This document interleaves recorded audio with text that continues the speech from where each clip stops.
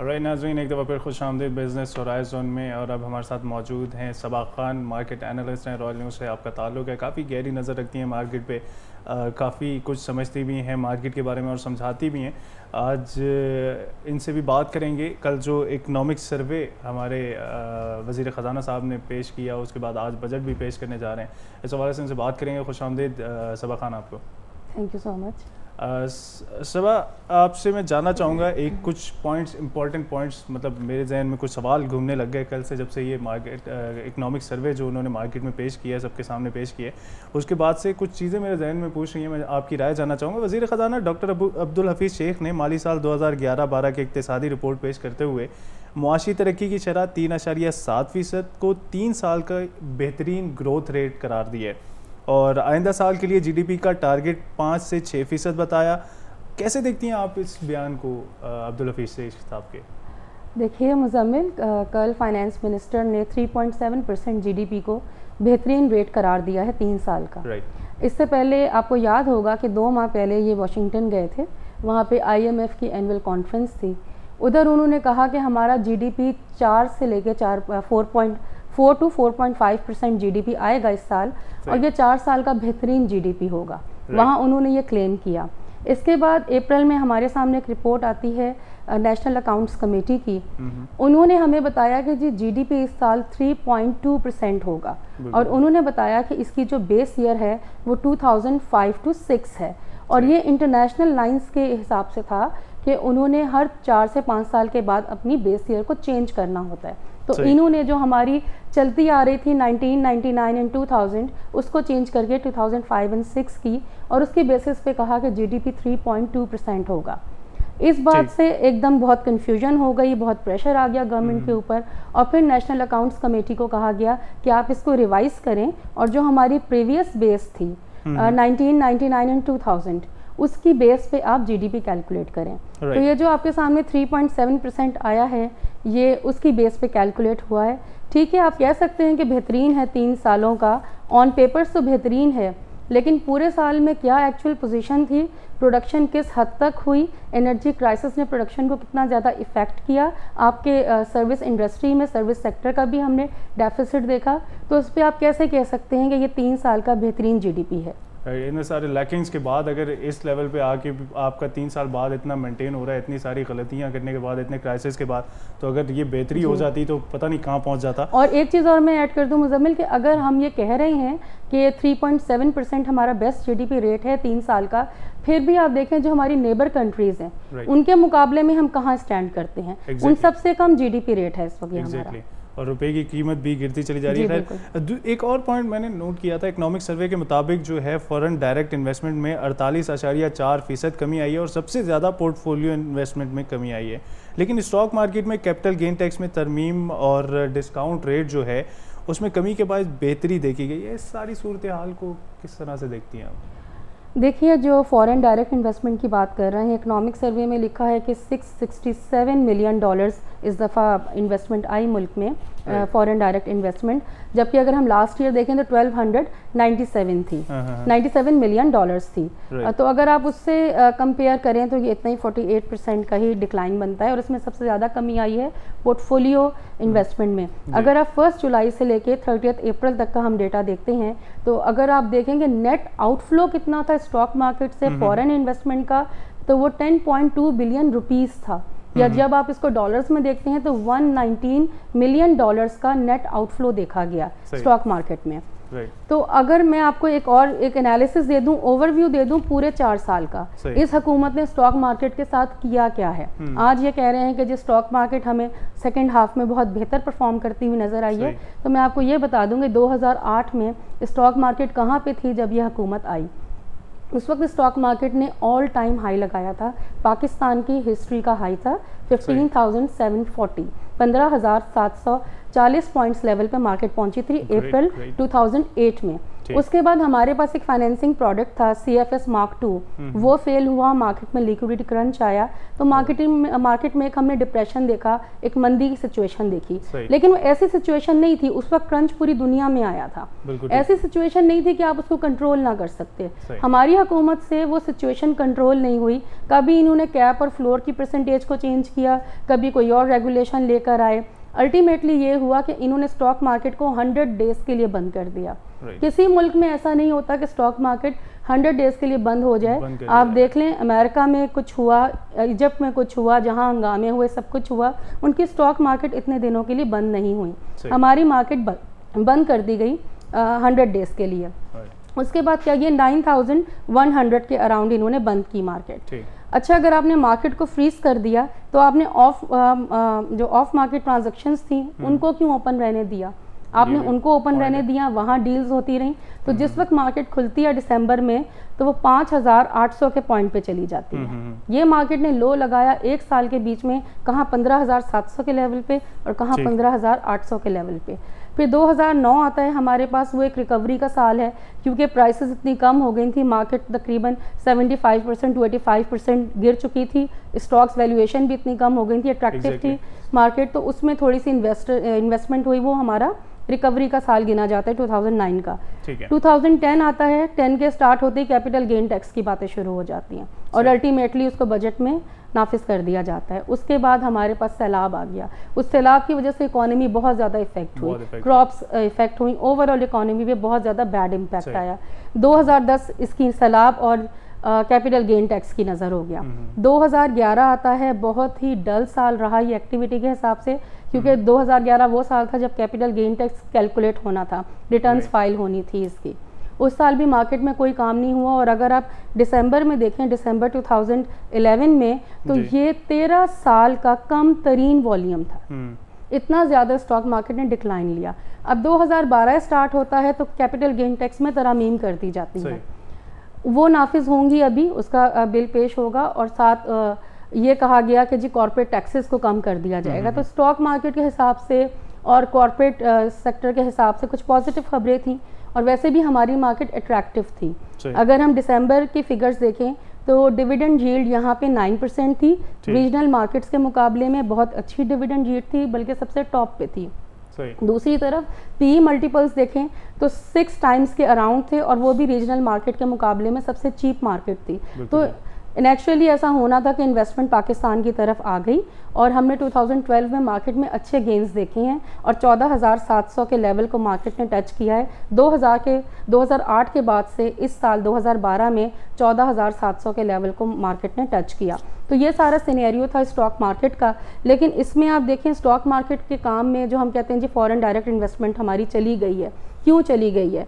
आए दिन आपके पॉलिटिकल स्कैंडल सामने आते हैं, पॉलिटिकल इंस्टेबिलिटी होती है, इदारों का तसादुम सामने आ जाता है, कुछ नहीं तो कराची में टारगेट किलिंग स्टार्ट हो जाती है। 2011 में भी टारगेट किलिंग की वजह से मार्केट में काम नहीं हो सका था। तो ये सारा सिनेरियो है, इसमें आपका फॉरेनर आपके मुल्क में कैसे आएगा? फिर आपका इलेक्शन ईयर है, जिस मुल्क में भी इलेक्शन ईयर होता है वहाँ बाहर से इन्वेस्टमेंट कम आती है, जो लोकल इन्वेस्टर्स होते हैं वही मार्केट को सपोर्ट करते हैं। तो ये सारा सिनेरियो है जिसकी वजह से आपकी स्टॉक मार्केट इफेक्ट हुई है। राइट।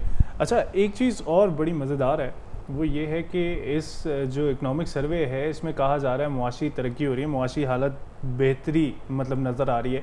और दूसरी तरफ जब ये इकनॉमिक सर्वे पेश किया जा रहा था उस वक्त डॉलर तारीख की मतलब बुलंद तरीन सतह पे था रुपए की निस्बत, रुपए के सामने, ठीक है? तो इसको आप किस तरह से देखती हैं? ये तजाद नहीं है? मतलब कहा जा रहा है कि मुआशी बेहतरी आ रही है तो रुपया नीचे कैसे जा रहा है, या रुपया नीचे जाता है तो बेहतरी आती है? इस तरह तो बहुत बेहतरी लाई जा सकती है। देखिए, मैं आपको पहले बता दूं कि डीवैल्यूएशन होती कैसे है। डीवैल्यूएशन की 2 फॉर्म्स हैं, एक तो हुकूमत खुद अपनी करेंसी को डीवैल्यू करती है कुछ ट्रेड बेनिफिट्स लेने के लिए, और दूसरी टाइप की जो डीवैल्यूएशन है वो आपके मैक्रो इकोनॉमिक्स की बेस पे होती है। जब आपका वीक इकोनॉमिक डेटा आता है तो आपकी करेंसी डीवैल्यू हो जाती है, हम इस सेकंड कैटेगरी में फॉल करते हैं। अगर आप मैक्रो इकोनॉमिक्स पे नज़र डालें, आपको यहाँ करंट अकाउंट डेफिसिट भी नज़र आता है 3.4 बिलियन डॉलर्स का, आपको ट्रेड डेफिसिट भी नज़र आता है 17.6 बिलियन डॉलर्स का।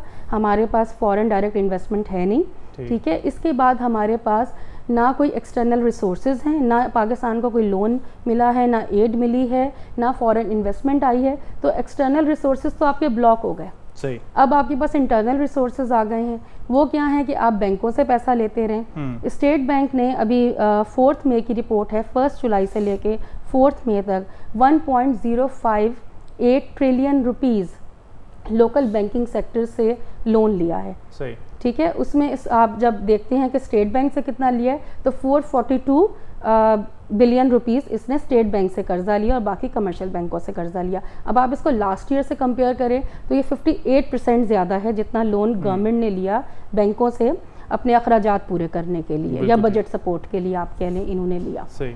तो जब इस तरह की सिचुएशन होगी कि आप अपने इंटरनल रिसोर्सेज को ही यूज़ किए जा रहे हैं, आप एक्स्ट्रा करेंसी प्रिंट कर रहे हैं, डेली बेसिस पे 3 से 4 अरब रुपए आप प्रिंट कर रहे हैं और उसके मुकाबले में आपकी ग्रोथ नहीं आ रही, प्रोडक्शन नहीं आ रही, तो आपकी करेंसी डीवैल्यू होनी है। और कल हमने देखा कि 95 रुपए तक $1 की कीमत चली गई, जो हमारी इकॉनमी के लिए शॉर्ट टर्म में भी और लॉन्ग टर्म में भी बहुत अलार्मिंग सिचुएशन है, एक बहुत ही नेगेटिव इंडिकेटर है। राइट। अच्छा, एक चीज़ और है, नेशनल सेविंग इस साल कम होके पिछले साल 13.2% थी, इस साल जो है 10.7% रह गई है। आवाम किस तरह से सेविंग करे? इतनी महंगाई होती जा रही है, क्या गाइड करेंगी किस तरह से सेविंग करे? और मैं तो समझता हूँ कि ये 10.7 जो आवाम ने ये मतलब की है सेविंग, ये भी बड़ी बात है। सो क्या गाइड करेंगी, क्या किस नज़र से देखती हैं आप इस सारे सिनेरियो को? आप कह रहे हैं कि 10.7% हो गई है और लास्ट ईयर 13.2% थी नेशनल सेविंग्स।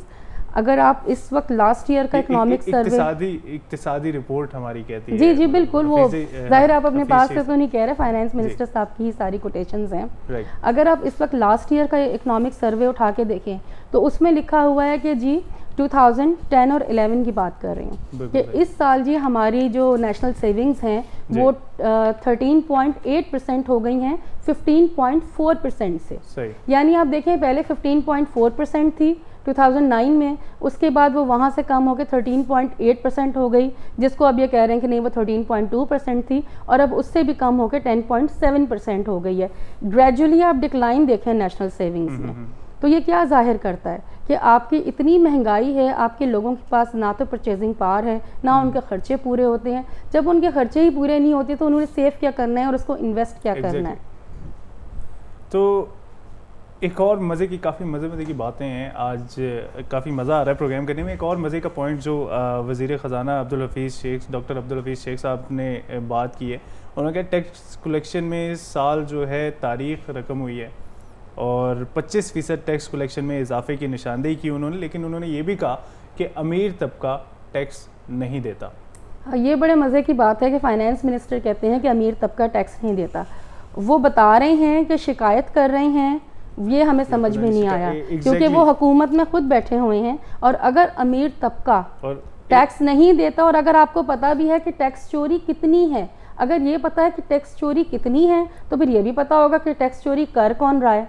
और अगर आपको ये पता चल जाए कि टैक्स चोरी कर कौन रहा है तो फिर उनके खिलाफ कोई एक्शन क्यों नहीं है। और एक सॉरी टू से यहाँ पे एक चीज़ मैं और देखना मतलब नज़र डालना चाहूँगा, मतलब मेरी नॉलेज में जहाँ तक है, जितने भी बड़े बड़े इंडस्ट्रियलिस्ट हैं वो तो खुद इस वक्त जो है हुकूमत के साथ अटैच हुए हैं, या तो उनको वजारतें दी गई हैं या फिर वो किसी भी तौर हुकूमत के साथ अटैच हैं।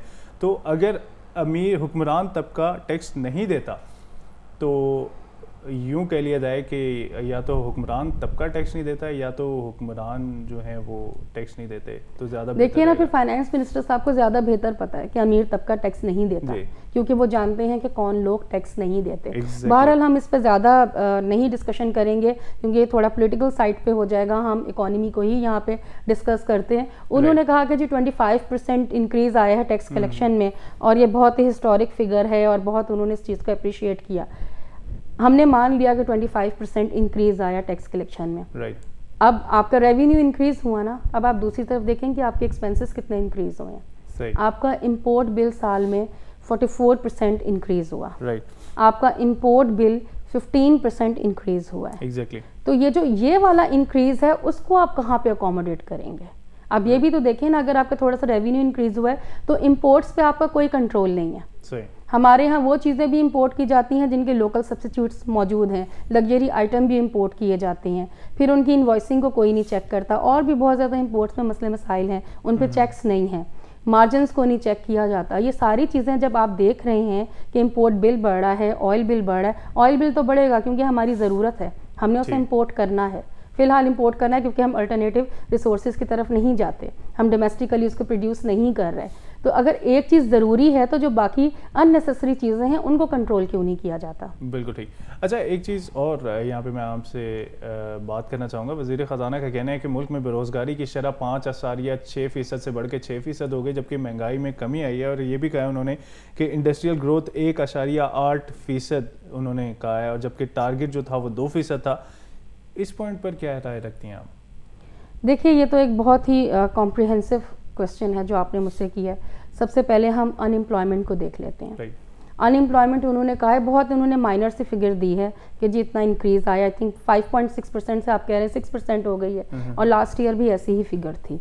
ठीक, तो बहुत ही माइनर फिगर उन्होंने दी है, जबकि ऐसा नहीं है, अनएम्प्लॉयमेंट बहुत ज़्यादा बढ़ी है। अगर हम सिर्फ फैसलाबाद को ले लें, उसको एक केस स्टडी बना लें, तो फैसलाबाद का क्राइसिस आपको पता है, उनको 180 डेज गैस नहीं मिली, उसकी वजह से कितना ज़्यादा क्राइसिस आया, कितने लोग अनएम्प्लॉयड हुए। जो रजिस्टर्ड डेटा है उनके पास, उसके मुताबिक 3 से 4 लाख मजदूर अनएम्प्लॉयड हो चुके हैं। सही।